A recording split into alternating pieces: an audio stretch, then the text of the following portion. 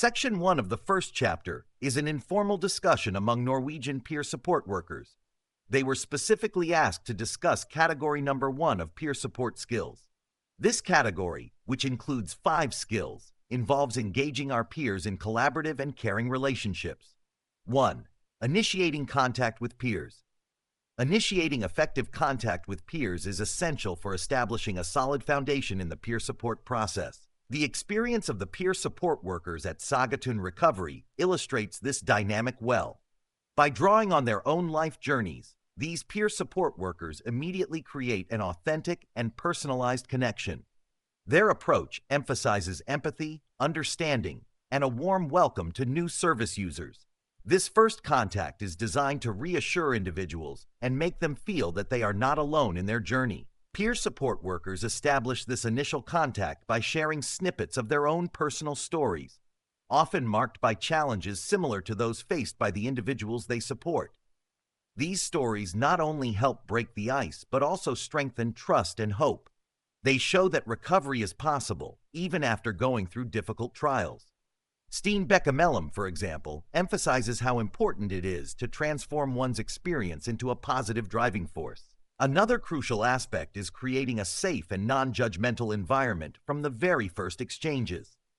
Peer support workers ensure that new users feel heard and respected, regardless of their backgrounds or past choices. By demonstrating open-mindedness and a complete absence of prejudice, they lay the groundwork for a trusting relationship that can develop throughout the recovery process. Number 2, listening to peers with particular attention to the content and emotions communicated. Active listening is a fundamental pillar of the work of peer support workers. This skill goes beyond a simple act of intellectual understanding. It involves paying particular attention to the emotions expressed, whether explicit or implicit. The peer support workers at Sagatun Recovery show a sincere commitment to listening to their peers' stories while taking into account the emotions that accompany these narratives. For example, Rune Guldbrandsen emphasizes the importance of listening without judgment, especially when individuals express feelings of shame or guilt related to their past experiences. Peer support workers must be sensitive to these emotions and respond in a way that validates what individuals are feeling, while helping them find positive ways to move forward. Attentive listening also involves understanding nonverbal signals. Peer support workers are trained to observe behaviors, facial expressions, and tones of voice that may reveal hidden emotions. This attention allows them to respond appropriately and provide suitable support. Moreover, active listening is reinforced by formal training. For example, the professional training program for peer support workers in Norway includes modules on communication skills, which emphasize how to respond to emotions constructively. This training helps peer support workers develop an increased sensitivity to the emotional needs of their peers. Number 3, engaging peers throughout the recovery process. Continuous engagement is another key element of the role of peer support workers. This engagement goes beyond simple one-time interactions and extends throughout the recovery process. Peer support workers play an active role in motivating and accompanying individuals on their journey, providing constant encouragement and practical tools. Steen Beckemelum explains that her work often involves giving an empathetic boost to help individuals overcome difficult steps. These encouragements are particularly important when individuals feel stuck or discouraged. By creating a constant and reliable presence, peer support workers remind individuals that they are not alone in their journey. The recovery process is deeply individual, and peer support workers recognize that each person follows a unique path. They adopt a flexible approach, offering tools and strategies tailored to each person's specific needs. This may include practical advice, reflection exercises, or simply a space to talk and be heard. The ongoing commitment of peer support workers is also supported by formal training. Norwegian training programs, for example, teach peer support workers how to maintain supportive relationships over the long term, while respecting professional and ethical boundaries. 4. Demonstrate authentic acceptance and respect. Acceptance and respect are at the heart of the peer support workers' approach. They understand that many of the people they support have experienced judgment or stigma due to their mental health or substance use issues. By adopting an attitude of openness and authentic respect, peer support workers help reduce this stigma and restore individuals' dignity.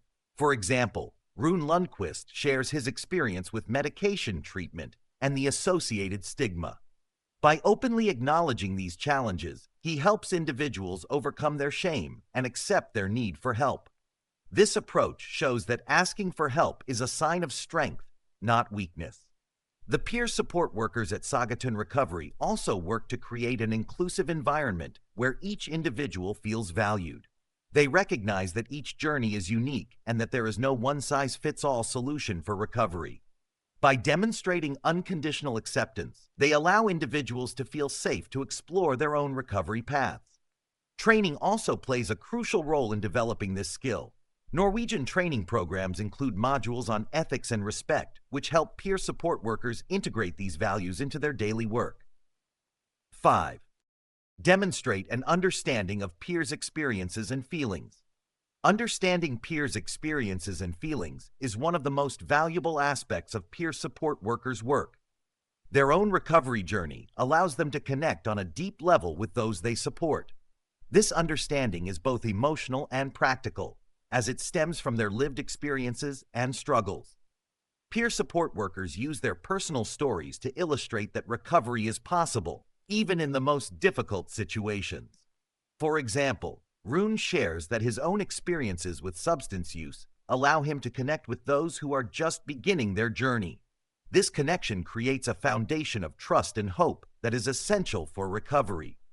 However, peer support workers do not just share their own stories. They also take the time to understand the unique narratives of others. This understanding is reinforced by formal training, which teaches them how to listen and respond constructively. In Norway, the Peer Support Worker Training Program places particular emphasis on developing communication skills and resolving ethical dilemmas. These skills enable peer support workers to respond to individuals' needs empathetically while maintaining appropriate professional boundaries. Conclusion: the peer support workers at Saugatuck Recovery provide an inspiring example of how lived experience and formal training can combine to effectively support recovery in mental health and addiction. Their work highlights the importance of listening, ongoing engagement, and authentic respect. They demonstrate that, through a deep understanding of the experiences and emotions of others, it is possible to create a supportive space where everyone can progress at their own pace. With training programs like those developed in Norway, the role of peer support workers is increasingly recognized and valued. This shows that integrating experiential competence into mental health or addiction services is a crucial step in improving outcomes for people in recovery.